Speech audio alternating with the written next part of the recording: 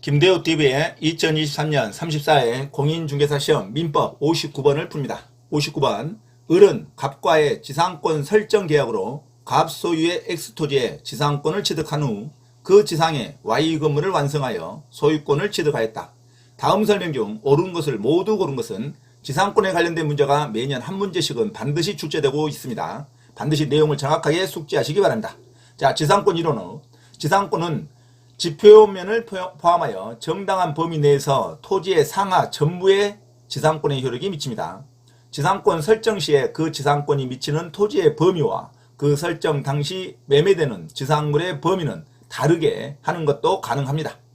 자, 토지의 일부를 목적으로 하는 지상권을 설정하는 것도 가능하고, 지상권 설정 계약 당시 건물 기타 공작물이 없더라도 지상권은 유효하게 성립합니다. 지상권자의 물권적 청구권으로 지상권에 침해가 있는 경우 지상권자는 지상권에 기한 물권적 청구권을 행사할 수 있습니다. 지상권이 설정된 토지를 제3자가 불법 점유하고 있는 경우 지상권자는 지상권에 기하여 토지 반환을 청구할 수 있습니다. 지상권자의 소유에 있어서 지상권에 기하여 토지에 부속된 공작물은 토지에 부합하지 않고 지상권자의 소유로 됩니다. 지상권자가 지상권에 기하여 토지에 부속시킨 물건은 지상권자의 소유가 됩니다. 지료와 존속기간을 놓고 보면 지료의 지급과 존속기간은 지상권의 성립 요건이 아닙니다.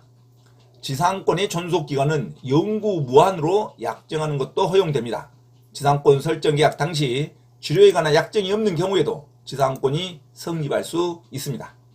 지상권에 있어서 유상인 지료에 관하여 지료액 또는 그 지급 시기 등의 약정은 이를 반드시 등기하여야만 그 뒤에 토지 소유권 또는 지상권을 양수한 사람 등 제3자에게 대항할 수 있습니다. 지료가 등기되지 않는 약정 지상권이 타인에게 매도되어 이전 등기된 경우 지료 증액 청구권이 발생하지 않습니다. 지상권의 지료를 등기하지 않았다면 토지 소유자는 지상권을 양수한 제3자에게 지료를 청구하지 못합니다. 당사자의 합의 시에는 당사자가 지료에 관한 합의를 하였다면 당사자끼리는 이를 등기하지 않았더라도 당해 지상권자에 대하여 지료 지급을 청구할 수 있습니다.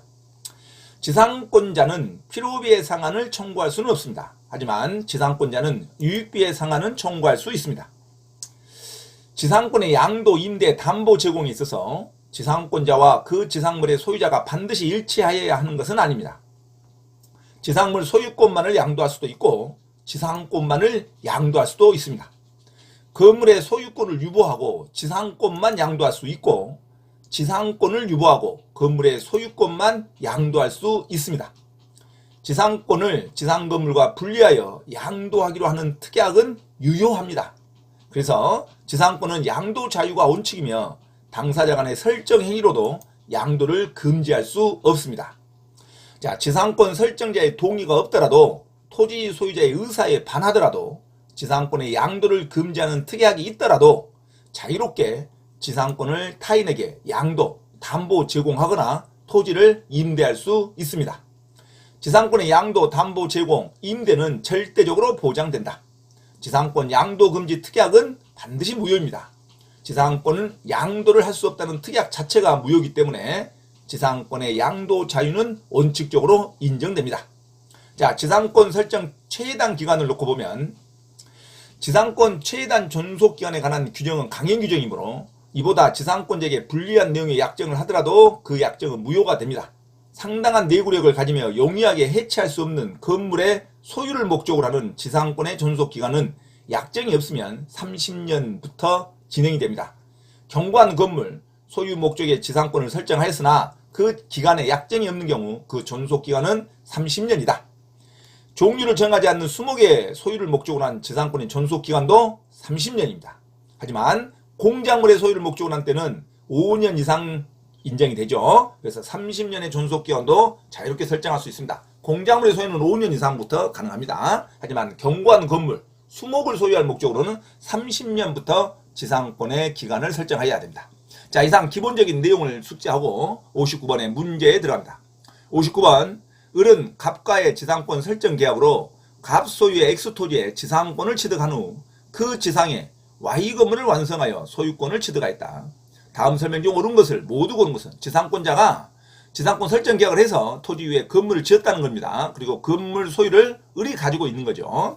자, 기업, 을은 지상권을 유보한 채, 지상권을 을이 가지고 있는 채 Y 건물 소유권만을 제3자에게 양도할 수 있다. 맞는 말이죠. 지상권을 자기가 가지고 있고 건물의 소유권만 제3자에게 매매할 수도 있습니다. 그래도 그 건물 소유자인 제3자는 그 토지 소유자에게 철거 소송을 당하지 않습니다. 왜? 을이 지상권을 가지고 있기 때문에.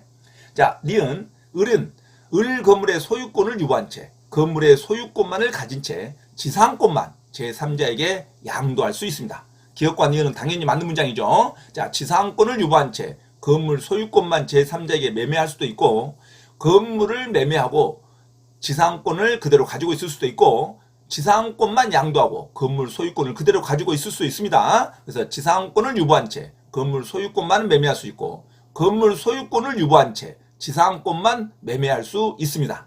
기업과 니은 다 맞는 문장이죠. 자, 디귿.